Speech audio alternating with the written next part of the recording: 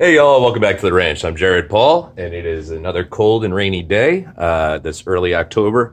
So what I thought I would do today is get to some necessary work on my pencil cactus that I have growing throughout the house. And then I wanted to talk to you a little bit about the easiest plants that I have found to root as cuttings, because if you're new into the game, you could really exponentially multiply the amount of plants and trees that you have just by utilizing the cuttings from necessary pruning. So that might be a foreign concept to some of you. I know for me, 3 years ago when I started, the thought of cutting off a branch of something and sticking it in soil or water and it actually growing as a new plant was kind of mind-blowing. And I was like, wait, what? So this might be new to you, or you might be aware of it but not sure how to do it. So I'm going to show you some really easy techniques that I've had a lot of success with and get all these pencil cacti all pruned up. So that's what's coming up on today's episode of Jarhead Bonsai.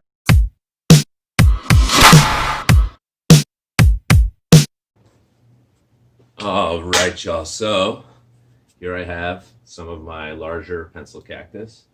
The mama behind me, I'm not doing any cuttings off of her for a while. I really wanted to just take over this side of the room and just explode out of this fireplace. I just think it looks really cool underneath the mantle with the Marine Corps flag up there. And so that's why I'm not trimming mama, even though you could see huge new growth crawling towards the windows. That's actually what I'm looking for. So if you've seen previous videos on the pencil cactus that I have, I typically take out vertical growth and allow them to weep. And that's the way I prefer this style of plant. And then you get more branching and it just looks like crazy hair. I just absolutely love it. So this one here is actually got a lot of pink on it. And I think this one too. So there's times throughout the year where you get light green, dark green, yellowish, and then this pink hue. And that's really cool. So in previous videos, the smaller cuttings that I've taken off, I've just been like, you know what? I have way too many of these pencil cactus, so I'm not going to root these. But now that I've let these grow so muscularly, like there's some really big cuts that I'm going to make, and I just don't want all that really attractive growth to go to waste. So what I'm going to do today is, this is difficult for me to lift with my broken hand, but I have a fish bowl here. It's got a few seashells and some coral and then some river stone at the bottom. And then it's had this nice large cutting rooting up in there for, I'd say, 3 to 4 months. The root system's looking good. I'll show you that. So that's what you'll get. That'll just start coming out like crazy. And so I have it still soaking in this fishbowl. What I thought would be cool is if I took a couple of the larger cuttings today and put them in here with this and made almost like a floating forest of pencil cactus. This one's getting so top heavy, it's actually it's just trying to tilt and fall out. So yeah, without further ado, this is what I'm talking about, my vertical growth. I just feel like looking at the structure of the plant itself, it's just, it doesn't really match. So I like the weeping, and then once it comes out weeping, I don't mind some vertical growth actually filling out. But something going just straight up, I just don't feel like it matches. So I'll leave about a 1/2 inch for dieback. Being very careful just to get it in the water. These give off a poisonous, like white substance that you don't want to get in your eyes or anything like that. So just be careful when you're doing it. If you want to err extremely on the side of caution, go ahead, wear some like dish gloves or something like that. I'll just be sure to put these cuttings in the bowl and then wash my hands before doing anything else. Okay, so I like this one. What you typically have to do with these is you have them in their pot, and then you have to set the pot up on something because they give you a nice full cascade going below the pot, and that's actually what this one's doing. I had it on top of a couple of the branches that are weeping. Okay. And then over here, this is my mini version of my bride Laura in a bikini, chilling out in Jamaica.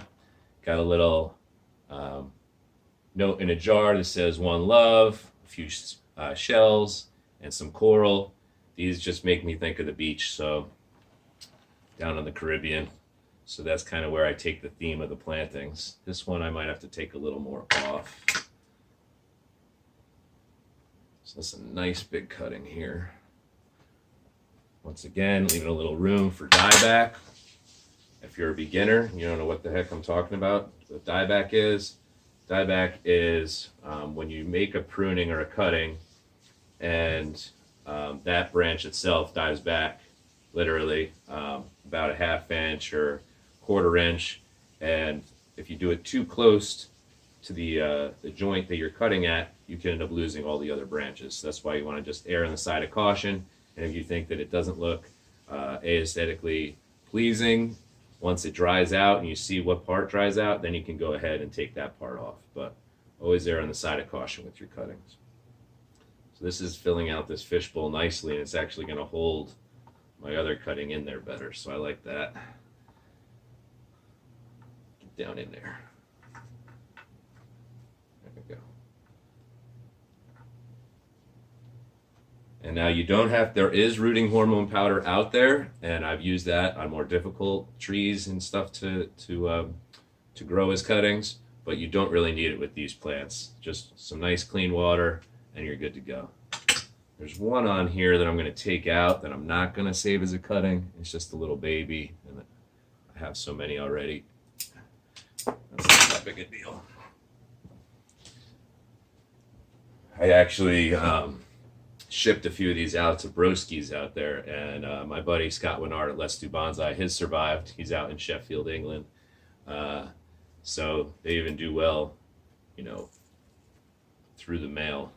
It's a hardy plant. Okay.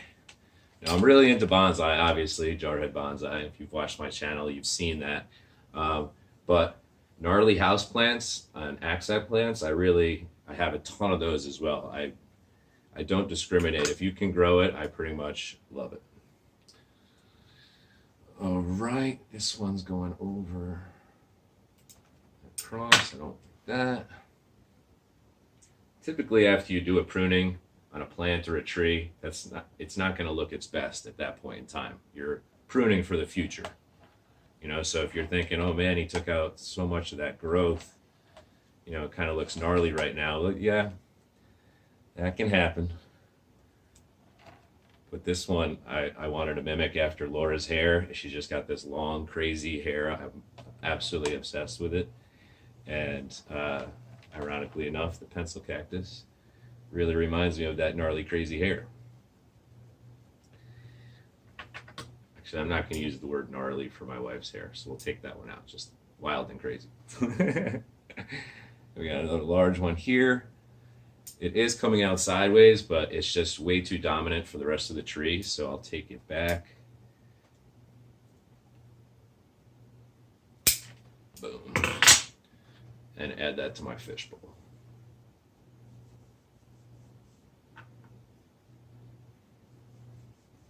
Sweet. I think that looks really good. Let's see, we got a little branch dipping down into the water here. Or is that where I cut it? Oh, that's where I cut it. That one was a little smaller than the others. Right, cool. So I'll get my fishbowl set out of the way here.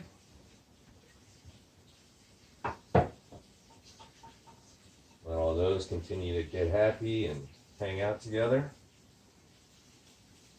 The other ones will root in time, and you just got to make sure that you're keeping that water clean. So anytime you see some fungus or mildew build up, just go ahead, take your plants out, set them on a paper towel on the counter, and just rinse the rocks in the bowl or the shells, whatever you use. All right, cool. So I'm going to stop now, and we'll get to showing off the other plants that I would recommend for cuttings.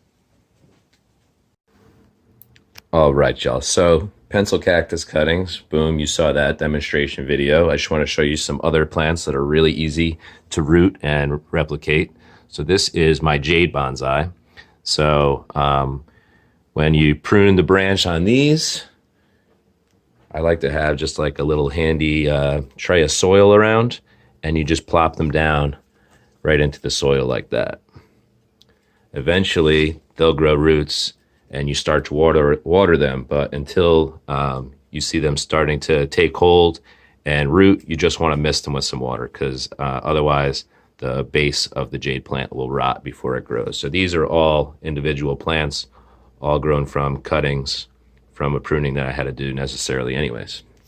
Right behind that, these are spider plants, which are really easy to grow, and I like the variegated, which is white and green leaves. They're like nice and tropical, and they're really great for cleaning your air as an air freshener and air filter. So these are all babies that came from, this one's even a baby, which has babies. So I'll just show you on this one. I have a mother plant over here hanging. It's like 3-tier, and I always take the ones that hit the ground off and root them. But each one of these has its own set of roots even before you prune it off. These are called the spiderettes from the spider plant. So these spiderettes, you prune them off, set those roots in soil, then they root, and before you know it, they're as large as this one. Okay, so that's 2 of the easier ones. And let's see. Oh, number 3, I'll show you in the kitchen. Italian figs, and probably all figs, are really, really easy to root from cutting. So you see these, I just started up here. What I did was I set these in a glass of water until they filled that glass of water with roots, and then I plopped them in this soil. And there's some sort of citrus, probably lemon or grapefruit tree that's growing up in there. So I like that one, just hanging above the sink. And let's see, that actually, yeah, that's it. Oh, you know, these Christmas cactus as well, they do really well as cutting. So as you see on my wall, I have a bunch of glass votives, and that's what these are meant for. They come with a nice little hanging hook with tiny little pins that goes into the wall relatively easily. And then you just have to make sure that you pull them off, bring them to the sink and water them. Don't try to water them on the wall, or you just get a bunch of water pouring down your wall. So you see I've got spider plants coming down. There's some jade. Oh, this was the one I wanted to tell you. This is a pathos, and they're really easy to grow as cuttings, and they're really good for air filtration as well. So rather than pay for that expensive HEPA air filter, you can just make a bunch of plants off of one plant and not really invest that much money. So yeah, so that's going to do it for today's episode of Jarhead Bonsai, y'all. I hope you learned something.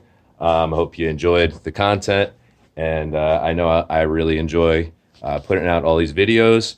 It's been kind of like I've been searching for things to do videos on, because it's a part of the season where you're not doing prunings or repottings or any of the things on the outdoor trees. So anyways, this was fun to take it back to the basics, help some beginners out, and pay it back what I've learned over the first 3 years. So that's going to do it for us here today at the ranch. If you enjoyed this video, please hit that subscribe button, and there's much more to come. Take care, y'all.